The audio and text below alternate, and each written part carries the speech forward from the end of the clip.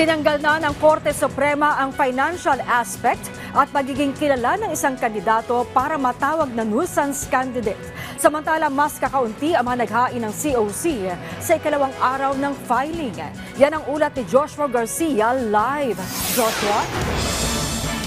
Yes, Maan, tama ka dyan. Kinumpirma ng Commission on Elections na tinanggal na ng Korte Suprema ang aspetong pinansyal at pagiging kilala para madeklarang nuisance candidate ang isang kandidato.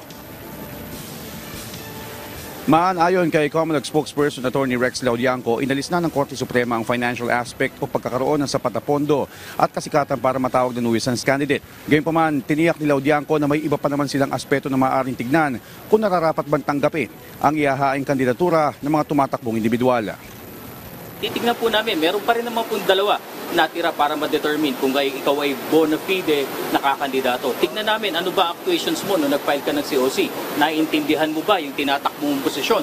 Yung ikalawa pong tinitignan namin ay yung nag-file lang o naghain lang ng COC nang dahil sa para guluhin o lituhin yung ating eleksyon. Mga agaw ng boto sa lehitimong kandidato. Maan, sa ikalawang araw ng filing ng Certificate of Candidacy o COC dito sa Manila Hotel Tent City, nasa 21 lang ang naghain ng kanilang mga kandidatura na kinabibilangan ng 10 aspiring senators at 11 sa party list. Mas kaunti ito kumpara sa 32 na naghain ng COC kahapon. Ilan sa mga kilalang personalidad na nag-file kaninang umaga is na re-electionist Amy Marcos na nagsasabing suportado pa rin ang kanyang kapatid na si Pangulong Ferdinand R. Marcos Jr. kahit na mas pinili niya na hindi sumama sa senatorial slate ng administrasyon.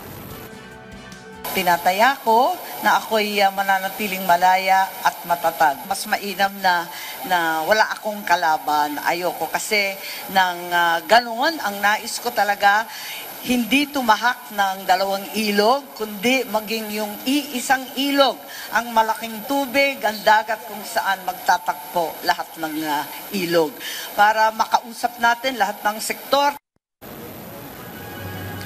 Maan, kabilang din sa mga plataforma ni Senator Amy ay ang patuloy na suporta sa mga magsasaka, people with disabilities at senior citizens. Sinundan ito ng senatorial candidates ng administrasyon na sina Tito Soto at Ping Lacson na ang plataforma ay ang right sizing sa gobyerno at paglaban sa fake news. Gayon din ang pagsuporta sa mga kasalukuyang programa at advokasya ng Marcos administration.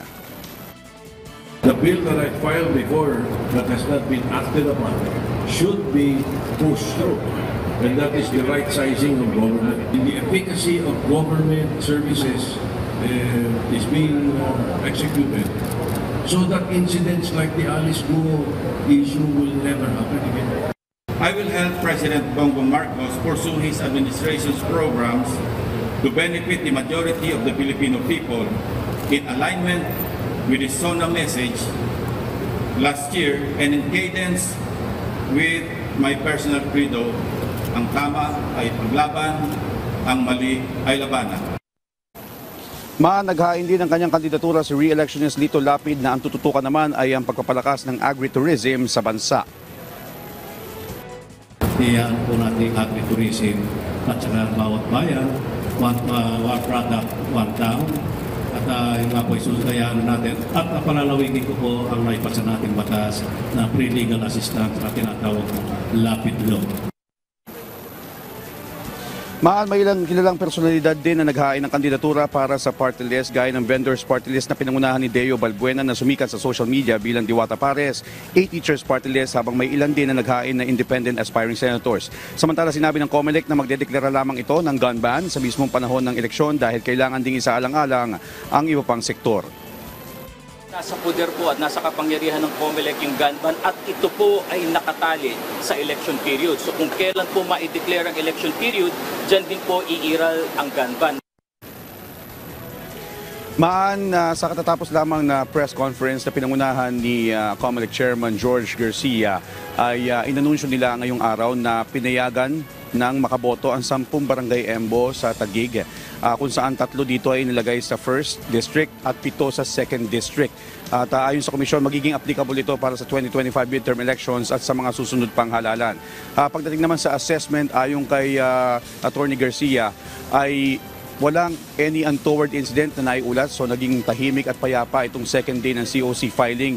At ayon din sa natanggap nilang ulat mula sa Philippine National Police ay zero crime rate sa mga lugar ng COC filing nationwide. At yan muna ang mga pinakuling balita. Balik sa Imaan. Maraming salamat sa iyo, Joshua Garcia.